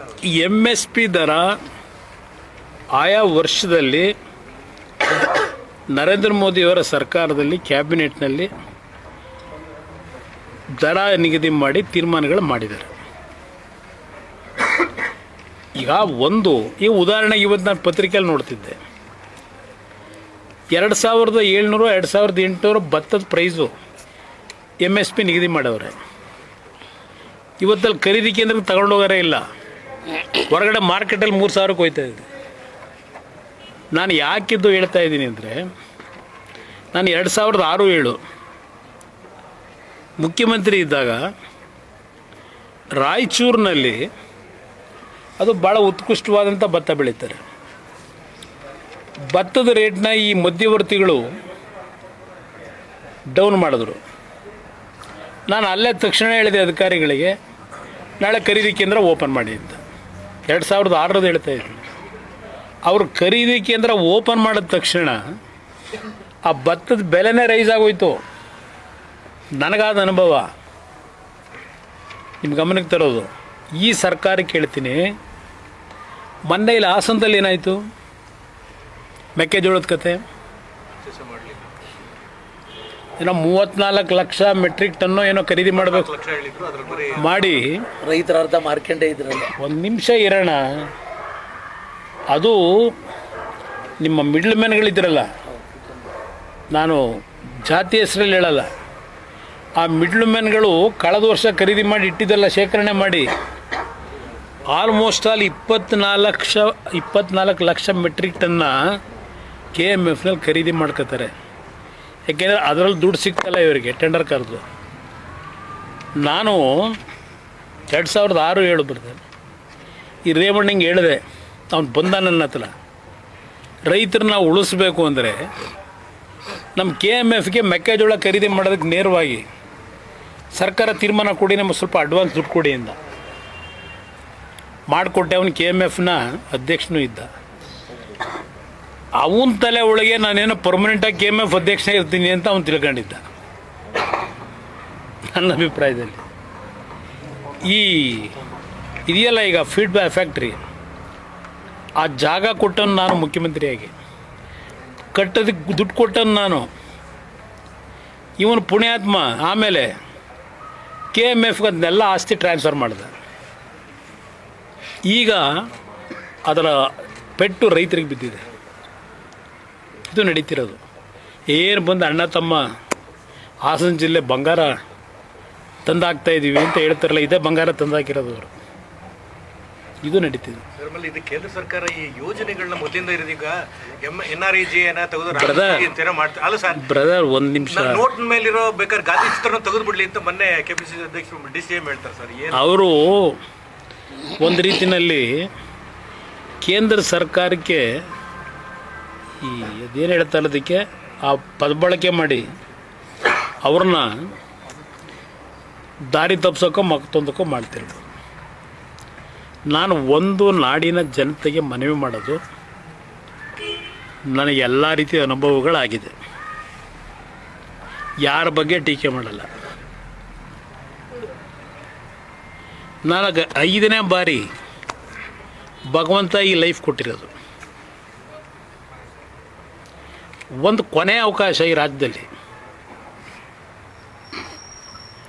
ನಾನು ಏನು ತಪ್ಪು ಮಾಡಿದ್ದೀನಿ ಮಾಡಿಲ್ವೋ ಅನ್ನೋದು ಯೋಚನೆ ಮಾಡಿ ರಾಜ್ಯ ಜನ ಒಂದು ಅವಕಾಶ ಕೊಡಲಿ. ನಿಮ್ಮ ಮಾಧ್ಯಮ ಸ್ನೇಹಿತರ ಮುಖಾಂತರ ಹೇಳ್ತೀನಿ, ನನಗೆ ಯಾವ ಕೇಂದ್ರ ಸರ್ಕಾರ ಯಾವ ಸರ್ಕಾರಗಳ ಆರ್ಥಿಕ ನೆರವು ಬೇಕಿಲ್ಲ. ಕರ್ನಾಟಕ ರಾಜ್ಯದ ಜನ ಈ ಸರ್ಕಾರನ ಖಜಾನೆ ಖಾಲಿ ಮಾಡಲ್ಲ, ನಾವುಗಳು ಖಾಲಿ ಮಾಡ್ತಾಯಿದ್ವಿ ಸ್ವೇಚ್ಛಾಚಾರವಾಗಿ. ನೀವು ಏನು ಕೆಲಸ ಬೇಕಾದ್ರೂ ಮಾಡ್ಬೋದು, ಅದರ ಅನುಭವ ನನಗಿದೆ. 2 ಬಾರಿ ಚಿಕ್ಕ ಅವಧಿನ ಮಂತ್ರಿಯಾಗಿ ಮುಖ್ಯಮಂತ್ರಿಯಾಗಿ ನಾನು ಕಳೆದ ಬಾರಿ ಹೇಳಿದೆ ಜನಕ್ಕೆ 5 ಕಾರ್ಯಕ್ರಮ, ಅವರು 5 ಕಾರ್ಯಕ್ರಮ ಘೋಷಣೆ ಮಾಡಿದ್ರು 2,000 ರೂಪಾಯಿ ಅಂತ. ನಾನು ನಿಮ್ಮ ಕುಟುಂಬಗಳನ್ನ ಆರ್ಥಿಕವಾಗಿ ಮೇಲೆ ತತ್ತೀನಿರಪ್ಪ, ಭಿಕ್ಷೆ ಬೇಡಬೇಡಿ ಕೊಡೋ ಮಟ್ಟಿಗೆ ತಂದು ಕೊಡ್ತೀನಿರಪ್ಪ, ಒಂದು ಓಟ್ ಹಾಕಿ ಅಂದೆ. ಜನ ಅರ್ಥ ಮಾಡ್ಕೊಳ್ಳಿಲ್ಲ. ನನ್ನ ರೈತರಿಗೆ ಈಗಲೂ ಹೇಳ್ತೀನಿ, ಉತ್ತರ ಕರ್ನಾಟಕದ ರೈತರಿಗೂ ಜಾತಿ ಬಿಡಿ. ಪಾಪ ಇವತ್ತಿನ ಬರಗೂರು ರಾಮಚಂದ್ರಪ್ಪನವ್ರು ಹೇಳೋರು ಜಾತಿ ಬಿಡಬೇಕಂತೆ. ಜಾತಿ ಬಿಟ್ಟು ಹೊರಗೆ ಬಂದಿಲ್ಲ ಇವ್ರು ಯಾರೂ. ಜಾತಿ ಬಿಡಬೇಕು ಅಂತಾರಲ್ಲ, ಎಲ್ಲೋ ಭಾಷಣ ಮಾಡ್ತಾರೆ, ಎಲ್ಲ ನೋಡಿದ್ದೀನಿ ನಾನು. ನನ್ನ ರೈತನಿಗೆ ಪಂಚಾಯಿತಿ ಮಟ್ಟದಲ್ಲಿ ನಿಮ್ಮ ನರೇಗಾದ ಹೇಳಿದ್ರಿ, ನರೇಗಾ ಕಾರ್ಯಕ್ರಮಕ್ಕೆ ಇಲ್ಲಿವರೆಗೆ ಆ ಕಾರ್ಯಕ್ರಮ ಜಾರಿಗೆ ಬಂದ ಮೇಲೆ ಎಷ್ಟು ಲಕ್ಷ ಕೋಟಿ ಖರ್ಚು ಮಾಡಿದಿರಿ? ನರೇಗಾದಲ್ಲಿ ಎಷ್ಟು ಲಕ್ಷ ಕೋಟಿ? ರೈತನ ನಾವು 2,000 ಕೊಡ್ತೀವಿ, ರೈತನ ಗೊಬ್ಬರ ತಗೊಳ್ಳೋಕ್ಕೆ 3 ಕಂತಲ್ಲೋ ಏನೋ ಕೊಡ್ತೀವಿ, 2,000 4 ತಿಂಗಳು ಒಂದು ಬಾರಿ. ಎಷ್ಟು ಅದರಿಂದ ಉಪಯೋಗ ಇದೆ? ಅದು ಎಷ್ಟು ಲಕ್ಷ ಕೋಟಿ ದುಡ್ಡು ಕೊಟ್ಟಿದ್ದೀವಿ ಅದರಲ್ಲಿ? ಅದೇ ದುಡ್ಡುಗಳಲ್ಲಿ ಪ್ರತಿ ಗ್ರಾಮ ಪಂಚಾಯತಿ ಮಟ್ಟದಲ್ಲಿ ಗೋಡನ್ಗಳು, ಕೋಲ್ಡ್ ಸ್ಟೋರೇಜು, ರೈತನಿಗೆ ಅವನ ಏರಿಯಾದಲ್ಲಿ ಅವತ್ತಿನ ವರ್ಷದಲ್ಲಿ ಏನು ಮಳೆ ಬೀಳ್ಬೋದು ಪ್ರಮಾಣ, ನೀನು ಯಾವ ಕ್ರಾಪ್ ಹಾಕಿದ್ರೆ ನೀನು ಉಳಿತೀಯ, ನೀನು ಬೆಳೆದಿದ್ದಕ್ಕೆ ಸರ್ಕಾರ ನಾನು ಗ್ಯಾರಂಟಿ ಕೊಡ್ತೀನಿ, ಸಾಲ ಮಾಡಬೇಡ, 75% ನೀನು ಬೆಳೆದು ತಗೊಂಬಂದ್ರೆ ಗೋಡನ್ಗೆ ಅಲ್ಲಿ ಪಂಚಾಯತಿ ಹೆಡ್ ಕ್ವಾರ್ಟರ್ಸ್ಗೆ 75% ದುಡ್ಡು ಅಡ್ವಾನ್ಸ್ ಕೊಡ್ತೀನಿ ಸರ್ಕಾರದಿಂದ. ನೀನು ಅದನ್ನು ಯಾವಾಗ ಬೆಲೆ ರೈಸ್ ಆಗುತ್ತೆ ಮಾರಾಟ ಮಾಡಿ ದುಡ್ಡು ಕಟ್ಟು, ಬಡ್ಡಿ ಹಾಕಲ್ಲ ನಿನಗೆ. ನನ್ನ ಸ್ಕೀಮ್ಗಳೇ ಬೇರೆ. ಇದಕ್ಕೆ ನರೇಗಾ ಆಯ್ತಪ್ಪ, ಮಹಾತ್ಮ ಗಾಂಧಿ ಹೆಸರಿಟ್ಟಿದ್ರು ಅವರು, ಏನೋ ಚರ್ಚೆ ನಡೀತಿದೆ. ಆ ಮಹಾತ್ಮ ಗಾಂಧಿ ಹೆಸರಿನಲ್ಲೂ ಯಾವ್ಯಾವ ಥರ ಲೂಟಿ ಮಾಡಿದ್ದೀರಿ? ಕರ್ನಾಟಕದಲ್ಲೇ ತಗೊಳ್ಳಿ ಲೆಕ್ಕ, ಯಾವ್ಯಾವ ಥರ ಲೂಟಿ ಮಾಡಿದ್ದೀರಿ? ಇದನ್ನು ಈ ಥರ ಹಣ ಸೋರಿಕೆ ಆಗುತ್ತಲ್ಲ, ಇದನ್ನು ನಿಲ್ಲಿಸಿ ಪರ್ಮನೆಂಟು ಇನ್ಫ್ರಾಸ್ಟ್ರಕ್ಚರ್ ಕೊಡಿ ರೈತನಿಗೆ, ಉಳ್ಕತ್ತಾನೆ ರೈತ. ಜಿಲ್ಲೆ ಕುಂಠಿತ ಆಗಿದ್ದೆ ಕುಮಾರಸ್ವಾಮಿ ಅವರಿಂದ. ಅವರಿಗೆ 3 ಯೋಜನೆಗಳು ಬರ್ತಿತ್ತು, ಅದನ್ನು ಯಾವ ಯೋಜನೆ? ನೀರಾವರಿ ಯೋಜನೆಗಳು ಕೂಡ ಈಗ ಬರ್ತಾ ಇದೆಯಲ್ಲ ಎತ್ತಿನೊಳೆಯಿಂದ. ಎತ್ತಿನೊಳೆ ಎಲ್ಲಿಗೆ ಬಂದಿದೆ? ಅದೇ ವಿಚಾರವಾಗಿ ನಾಳೆ ಕೇಂದ್ರಕ್ಕೆ ಹೋಗಿ ಹೋಗಿ ಈಗ ಮೇಕೆದಾಟು ಅಲ್ಲಿಂದಲೇ ಶಿಪ್ಪಲ್ಲಿ ತಗೊಂಬತ್ತವ್ರ ನೀರನ್ನ. ಬ್ರದರ್, ಮೇಕೆದಾಟು ನೀರನ್ನ ನಾಳೆ ಮೀಟಿಂಗ್ ಮಾಡಿ ಭಾಳ ಮಹತ್ತರವಾದ ಸಭೆ ಮಾಡಿ ಆ ಶಿಪ್ಪಲ್ಲೇ ತಗೊಂಬತ್ತವ್ರ ಮೇಕೆದಾಟನ್ನ. ಎತ್ತಿನೊಡೆದು ಕೊಡ್ತೀವಿ ಅಂತ ಹೇಳಿದ್ರಿ ಸರ್ ಕೋಲಾರ. ಯಾವಾಗ? ನಾಳೆ ಒಂದು ಮೀಟಿಂಗ್ ಮಾಡಿ ಅಂದ್ರೆ ನಾವು ಸುಮ್ಮನಿರಲ್ಲ ಅಂತ ಹೇಳಿದ್ರಿ ಸರ್. ಯಾರು ಕೊಡಲ್ಲ ಅಂದರೆ? ಕೇಂದ್ರ ಸರ್ಕಾರ ಸಹಕರಿಸ್ತಿಲ್ಲ ಅಂತ. ಕೇಂದ್ರ ಸರ್ಕಾರ ಯಾಕೆ ಕೊಡ್ತಾರೆ? ರಾಜ್ಯ ಸರ್ಕಾರ ಜವಾಬ್ದಾರಿ. ಕೇಂದ್ರ ಸರ್ಕಾರ ಏನು ಮಾಡ್ತಾರೆ? ಪರಿಸರ ಇಲಾಖೆ ಅನುಮತಿ ಪರಿಸರ ಇಲಾಖೆ ಅವ್ರ ಜವಾಬ್ದಾರಿನೇ ಇದೆ, ಅವ್ರ ಕೆಲಸ ನಿರ್ವಹಿಸ್ತಾರೆ. ಪರಿಸರ ಇಲಾಖೆನ ಕನ್ವಿನ್ಸ್ ಮಾಡಬೇಕಾದ್ರೂ ರಾಜ್ಯ ಸರ್ಕಾರ. ನೀವು ಕನ್ವಿನ್ಸ್ ಮಾಡಿದೆ, ನೀವು ಇಷ್ಟ ಬಂದಂಗೆ ಮಾಡ್ಕೊಂಡು ಕೊಡಿ ಅಂದ್ರೆ ಕೊಡ್ತಾನ? ಅಲ್ಲೂ ವ್ಯಾಪಾರ ನಡ್ಸೋಕೆ ಹೋದ್ರೆ ಅದು ಹೇಳಲ್ವಾ? ಮೊನ್ನೆ ಪ್ರೈಮ್ ಮಿನಿಸ್ಟ್ರಿಗೆ ಎದುರಿಲ್ಲ, ನಾನು ಹೋಮ್ ಮಿನಿಸ್ಟ್ರಿಗೆ ಎದುರಿಲ್ಲ, ಇವನು ಯಾವನೋ ಒಬ್ಬ ಡೀಲ್ ಮಾಡೋಕ್ಕೆ ಬರ್ತಾನಂತೆ, ಇವನಿಗೆ ಎದುರ್ತೀನಿ ನಾನು. ಯಾಕೆ ಚಂದ? ಇವನೇನು ಒಬ್ಬ ಮುಖ್ಯಮಂತ್ರಿ ಉಪಮುಖ್ಯಮಂತ್ರಿ ಈ ಪದ ಬಳಕೆ ಮಾಡೋಕ್ಕೆ? ಸರ್, ಅಹಿಂದ ಹೆಸರಲ್ಲಿ ಅದೇ ವರ್ಷ ಸಿಎಂ ಸಿದ್ದರಾಮಯ್ಯ ಮಜಾ ಮಾಡಿದಂತ ನೀವು ಹೇಳಿದ್ಗ ಯಾವ ಅಹಿಂದ? ಅಲ್ಲ ಸರ್, ಸಿಎಂ ಸಿದ್ದರಾಮಯ್ಯ ಹೇಳಿದ್ಕೆ ಕ್ವಶನ್ ಕೇಳಿದ್ರೆ ಗರಂ ಮಾಡ್ತಾರೆ. ಅವ್ರದ್ದೇನ್ ಕೊಡುಗೆ ಅಹಿಂದಾಗೆ? ಅವ್ರು ಹೇಳ್ಬೇಕಪ್ಪ, ಏನ್ ಕೊಡುಗೆ ಕೊಟ್ಟಿ ಅಹಿಂದಾಗ ಅವ್ರು ಏನು ಕೊಡುಗೆ ಕೊಟ್ಟವ್ರು ಹೇಳ್ಬೇಕು. ಗರಂ ಮಾಡ್ತಾರೆ ಸರ್. ಮೆಸೇಜ್ ಕೇಂದ್ರ ಸಚಿವರಿಗೆ ಕೇಳಿ ಅಂತ ಕೂಡ ಗರಂ ಮಾಡ್ತಾರೆ. ಅಹಿಂದ ಅದು ಅವರ ಬದುಕಿಗೆ ಅದನ್ನು ಇಟ್ಕೊಂಡವ್ರೆ. ಅಹಿಂದ ವರ್ಗದ ಜನರ ಬದುಕಿಗೆ ಅಹಿಂದ ಇಟ್ಟಿಲ್ಲ ಅವರು, ಅವರ ರಾಜಕೀಯ ಬದುಕಿಗೋಸ್ಕರವಾಗಿ ಇಟ್ಕೊಂಡವ್ರೆ. ನೀವು ಮಂಡ್ಯಕ್ಕೆ ಏನು ಕೊಡುಗೆ ಕೊಟ್ಟಿದ್ದೀರಾ? ಆಮೇಲೆ ಜನ ಮಾತಾಡ್ತಾರೆ ಬನ್ನಿ, ಮಾಡಿದ್ದೀರಿ ಅಂತ ನೀವು ಹೇಳ್ತೀರಾ. ಮಂಡ್ಯಕ್ಕೆ ಏನು ನಿಮ್ಮ ಕೊಡುಗೆ ಏನು? ಜನ ಮಾತಾಡ್ತಾರೆ ಬನ್ನಿ, ಕೇಂದ್ರ ಕಳಿಸಿದಾರೆ ಅಂತ ಕೇಳಿ. ಜನ ಮಾತಾಡ್ತಾರೆ. ನಾನು ಯಾಕೆ ಮಾತಾಡಿ? ಮಂಡ್ಯ ಜನ ಮಾತಾಡ್ತಾರೆ. ನೀವು ಪದೇ ಪದೇ ಎತ್ತಿನ ಹೊಳೆ ಯೋಜನೆ ನೀರು ಎಲ್ಲೆಲ್ಲಿಗೆ ಹರಿಸ್ತೀವಿ? ನಾನು 12 ವರ್ಷ ಆಯ್ತು ಹೇಳಿ. ಐ ಥಿಂಕ್ 2013ರಲ್ಲೋ 14ರಲ್ಲೋ ಪಾರ್ಲಿಮೆಂಟ್ ಚುನಾವಣೆ ಟೈಮಲ್ಲಿ ಅಲ್ಲಿ ಗುದ್ಲಿ ಪೂಜೆ ಮಾಡಿದ್ರು ಚಿಕ್ಕಬಳ್ಳಾಪುರದಲ್ಲಿ. 2 ವರ್ಷದಲ್ಲೋ 1 ವರ್ಷದಲ್ಲೋ ಕೊಡ್ತೀವಿ ನೀರನ್ನ ಅಂತ. ಎಷ್ಟು ವರ್ಷ ಆಯ್ತು ಈಗ? ದುಡ್ಡು ಎಷ್ಟು ಖರ್ಚು ಮಾಡೋರೆ? ಎಷ್ಟು ನೀರು ಸಿಗುತ್ತೆ ಅಂತ ಈಗ ಅಂದಾಜು ಮಾಡೋರೆ? ನೀರು ಕೊಡಿ, ನಾನು ಅಭಿನಂದಿಸ್ತೀನಿ ನಿಮಗೆ, ನಾನು ವಿರೋಧ ಮಾಡ್ತಿಲ್ಲ. ಎತ್ತಿನ ಹೊಳೆ ನೀರು ಕೊಡ್ತೀವಿ, ಎತ್ತಿನ ಹೊಳೆ ನೀರು ಕೊಡ್ತೀವಿ ಅಂತ ಹೇಳಿ ಆ ಚಿಕ್ಕಬಳ್ಳಾಪುರ, ಕೋಲಾರ, ಬೆಂಗಳೂರು ಗ್ರಾಮಾಂತರಕ್ಕೆ ಆ ರೊತ್ ನೀರನ್ನ ಕೊಟ್ಟು ಆ ಜನಗಳನ್ನ ಸರ್ವನಾಶ ಮಾಡ್ತಾ ಇದ್ದೀನಿ. ನಾನು 18ರಲ್ಲಿ ಹೇಳಿದೆ ಟೆರ್ಷಿಯರಿ ಪ್ಲ್ಯಾಂಟ್ ಹಾಕ್ದೆ ನೀರು ಕೊಡಬೇಡಿ ಇಂದೆ ನಾನು ಇದ್ದ 14 ತಿಂಗಳಲ್ಲಿ. ಟೊಮೊಟೊನ ತಗೋತಿಲ್ಲ, ಅಲ್ಲಿ ಬೆಳೆಯ ಮೆಟೀರಿಯಲ್ನ ಯಾರು ಕೊಂಡ್ಕೊಳ್ಳಲ್ಲ ಇವತ್ತಲ್ಲಿ. ₹100 ಡೌನ್. ಇದು ಪರಿಸ್ಥಿತಿ. ಎಷ್ಟು ದಿವಸ ಬೇಕು? ಎತ್ತಿನ ಒಳಗೆ ಜೂನು ಅಂದರು. ಯಾವ ಜೂನು ಕೊಡ್ತಾರೆ? ಎಷ್ಟು ಸಾವಿರ ಕೋಟಿ ಖರ್ಚು ಮಾಡಿದ್ರು? ಏರಿಕೆ ಆಗ್ತಾನೆ ಇದೆ. ಹಾಂ, ಏರ್ತಾ ಇದೆ. ಇಂಧನ ಮಾಧ್ಯಮ ಸ್ನೇಹಿತರಿಗೆ ಎಲ್ಲರೂ ಬರೋದ್ರಿ. ಬಹುಶಃ ಎತ್ತಿನ ಹೊಳೆ ನೀರು ಬರಲ್ಲ, ಎತ್ತಿನ ಹೊಳೆ ಪೈಪ್ ಲೈನ್ ಆಗ್ತಾ ಇರೋದು ಆನೆಗಳು ಓಡಾಡೋಕ್ಕೆ ಅಂತ ನೀವೇ ಬರ್ತಿದ್ದೀರಿ, ನೋಡಿದ್ದೀನಿ ಅದನ್ನ. ಸರ್, ಈಗ ಒಂದಂತೂ ಸ್ಪಷ್ಟ ಅನ್ಬೋದ ಸರ್, ಈಗ ನಿಮ್ಮ ಇಲಾಖೆ ಸಂಬಂಧಪಟ್ಟ ಹಾಗೆ ಇಲ್ಲಿ ಕರ್ನಾಟಕ ರಾಜ್ಯದಲ್ಲಿ ಯಾವುದೇ ಅಭಿವೃದ್ಧಿ ಕೆಲಸ ನೀವು ಮಾಡಕ್ ಆಗ್ತಾ ಇಲ್ಲ ಅನ್ನೋದು. ಬ್ರದರ್, ಒಂದು ನಿಮಿಷ, ನನ್ನ ಹತ್ರ 2 ಇಲಾಖೆ ಇದೆ. ಡೆಲ್ಲಿನಲ್ಲಿ ಪ್ರಧಾನಮಂತ್ರಿಗಳು ಕೊಟ್ಟಿದ್ದಾರೆ. ಒಂದು ಹೆವಿ ಇಂಡಸ್ಟ್ರಿ, ಇನ್ನೊಂದು ಸ್ಟೀಲ್ ಮಿನಿಸ್ಟ್ರಿ. ಸ್ಟೀಲ್ ಮಿನಿಸ್ಟ್ರಿಗಿರೋದು ಬಜೆಟ್ಟು 7 ಕೋಟಿ ಸ್ಟೀಲ್ ಮಿನಿಸ್ಟ್ರಿಗೆ. ಇಲ್ಲಿ ಹೆವಿ ಇಂಡಸ್ಟ್ರಿಗೆ ಒಂದು PM ಅವರ ಒಂದು ವಿಷನ್ 2070ಗೆ 0 ಕಾರ್ಬನ್ ಮಾಡಬೇಕು ಅಂತ. ಅದಕ್ಕೆ ಫೇಮ್ 1 ಮಾಡಿದ್ರು, ಫೇಮ್ 2 ಮಾಡಿದ್ರು, ಈಗ PME ಡ್ರೈವ್ ಅಂತ ಹೇಳಿ 3ನೇ ಸ್ಟೇಜಿಗೆ ತಂದರು. ಅದಕ್ಕೆ 10,900 ಕೋಟಿ ಕೊಟ್ಟಿದ್ದಾರೆ. ಅದರಲ್ಲಿ 14,000 ಎಲೆಕ್ಟ್ರಿಕ್ ಬಸ್ಸಸ್ಗಳನ್ನು ಖರೀದಿ ಮಾಡ್ತಾಯಿದ್ವಿ. 14,000 ಎಲೆಕ್ಟ್ರಿಕ್ ಬಸ್ಸಸ್ನಲ್ಲಿ 4,500 ಕರ್ನಾಟಕಕ್ಕೆ ಕೊಡ್ತಾಯಿದ್ದೀನಿ. 4,500 ಬಸ್ಸು.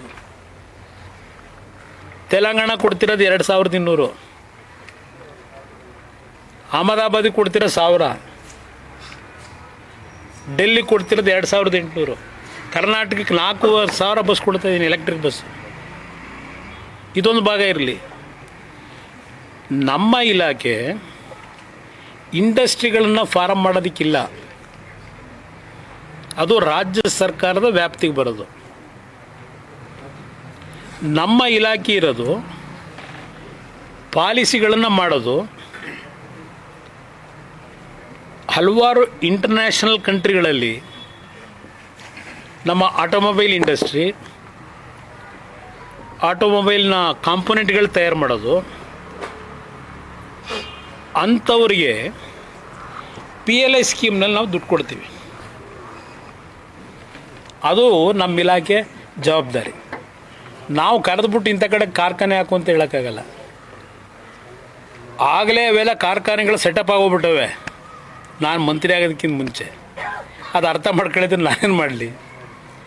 ಇದು ಇರೋ ವಾಸ್ತವಾಂಶ.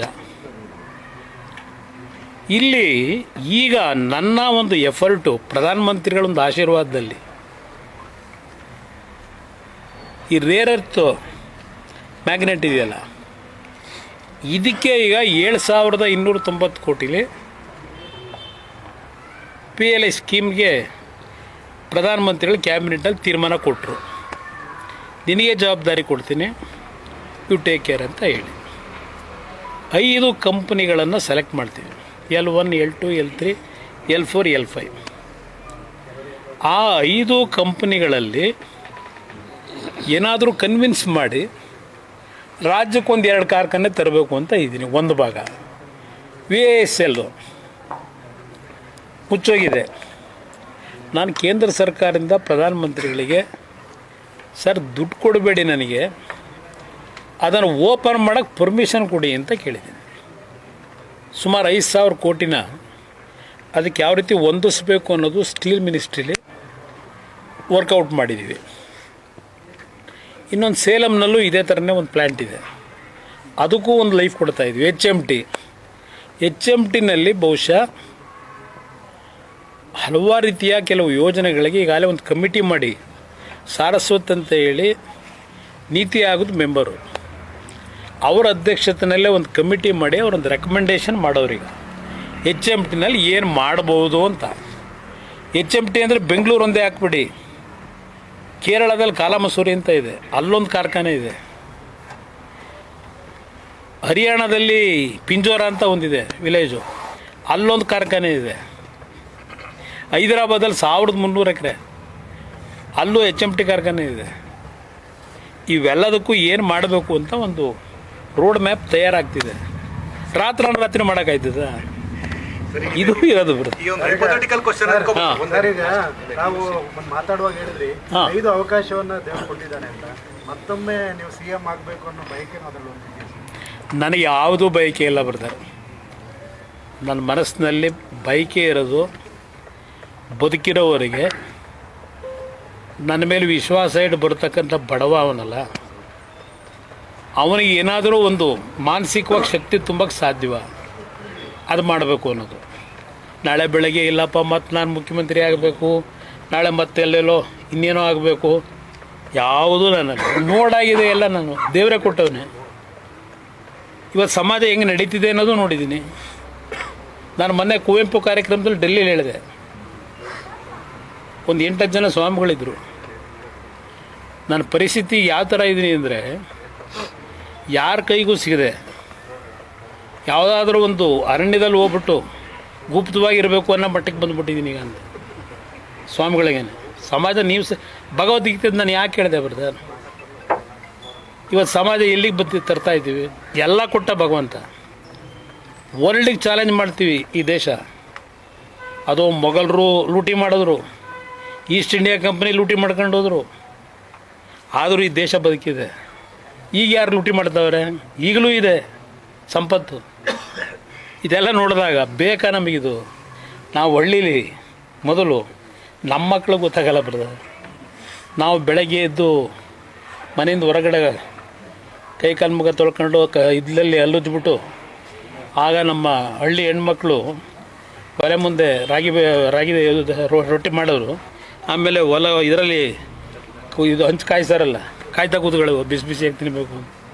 ಆ ದಿನ ಹೆಂಗಿತ್ತು ಅಂತ ಈಗಲೂ ನೆನ್ಕತ್ತೆ. ಇವತ್ತು ಎಲ್ಲ ಕೊಟ್ಟವನು ಭಗವಂತ. ಇದು ತಗೊಂಡೇನು ಮಾಡೋದು? ನಿದ್ದೆ ಮಾಡಲ್ಲ ಯಾವನೂ. ಈಗ ನಿಮ್ಮ ಲೀಡ್ರ್ ಯಾರು ಮುಖ್ಯಮಂತ್ರಿ ಆಗಬೇಕು ಅಂತ ನಿದ್ದೆ ಮಾಡ್ತಾನೆ? ನಿದ್ದೆ ಬರುತ್ತಾ? ಸರ್, ಇದೊಂದು ಪ್ರಶ್ನೆ hypothetical ಅನ್ಕೋಬಹುದು. ಹೇಳಿ ಬ್ರದರ್. ಈಗ ನೀವು NDA ಪಾರ್ಟ್ನರ್ ಇದ್ದೀರಿ ಸರ್. ಈಗ ಕೇಂದ್ರದಲ್ಲಿ ರೆಬೆಲ್ ಅವರೆಲ್ಲ ಕೂಡ ನಿಮ್ಮನ್ನು ಬಂದು ನಿಮ್ಮ ಮನೆಯಲ್ಲಿ ಭೇಟಿ ಮಾಡಿದ್ರು.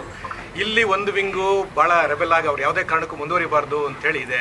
ನೀವು NDA ಪಾರ್ಟ್ನರ್ ಆಗಿ ಅವ್ರಿಗೆ ಏನಾದರೂ ಸಲಹೆ ಕೊಟ್ಟಿದ್ರೆ ಅಥವಾ ನಿಮ್ಮ ಇಂಟೆನ್ಷನ್? ನಾನು ಬ್ರದರ್ ಅವ್ರು ಬಂದರು, ಕಾಫಿ ಕುಡಿಸ್ದೆ, ಒಳ್ಳೇದಾಗಲ್ರಪ್ಪ ಅಂತ ಕಳಿಸ್ದೆ. ಈಗ MP ಗಳು ಸೇರ್ತೀವಿ, ಬಸವರಾಜ ಬೊಮ್ಮಾಯಿ ಅವರು, ನಾನು, ಅಲ್ಲಿಂದ PC ಮೋಹನ್, ಸೀನಿಯರ್ ಲೀಡರ್ಗಳು ಸೇರ್ತೀವಿ. ಕೆಲವು ಚರ್ಚೆ ಮಾಡ್ಕೋತೀವಿ ಏನೇನು ಯಾವ ಥರ ಹೋಗಬೇಕು ಅಂತ. ಒಂದೊಂದು ಥರ ಒಬ್ಬೊಬ್ರದ್ದು ಒಂದೊಂದು ಮೈಂಡ್ ಇದೆ. ಅಲ್ಟಿಮೇಟ್ಲಿ ತೀರ್ಮಾನ ಮಾಡೋರು ಡೆಲ್ಲಿಲೇ. ನೋಡೋಣ ಎಲ್ಲೆಲ್ಲಿಗೆ ಹೋಗುತ್ತೆ. ಅದಕ್ಕೆ ಯಾಕಂದ್ರೆ ನೀವು ನಾನೇನು ಯಾವುದು ಬ್ರದರ್ ನಿಮ್ಗೆ ಹೇಳಬೇಕು ಅನ್ನೋದ್ರೆ, ನನ್ನಲ್ಲಿ ಯಾವುದೇ ರೀತಿಯಲ್ಲಿ ಸಣ್ಣತನ ಇಲ್ಲ. ಮುಕ್ತವಾದಂಥ ತೀರ್ಮಾನಗಳು ಮಾಡಬೇಕು ಅಂತಲೇ BJP ಜೊತೆ ಸಂಬಂಧ ಬೆಳೆಸಿದ್ದೀನಿ. ಕಾಂಗ್ರೆಸ್ನೂ ನೋಡಾಗಿದೆ. ದೇವೇಗೌಡರು ಬಹುಶಃ ಕಾಂಗ್ರೆಸ್ ನೋಡಿ ಅವ್ರ ಜೀವನ ಎಲ್ಲ ಹಾಳು ಮಾಡ್ಕೊಂಡ್ರು. ದೇವೇಗೌಡರ ಜೀವನ ರಾಜಕೀಯವಾಗಿ ಹಾಳಾಗಬೇಕಾದ್ರೆ ಪ್ರಮುಖ ಕಾರಣ ಇದೇ Congress. Okay, thank you brother.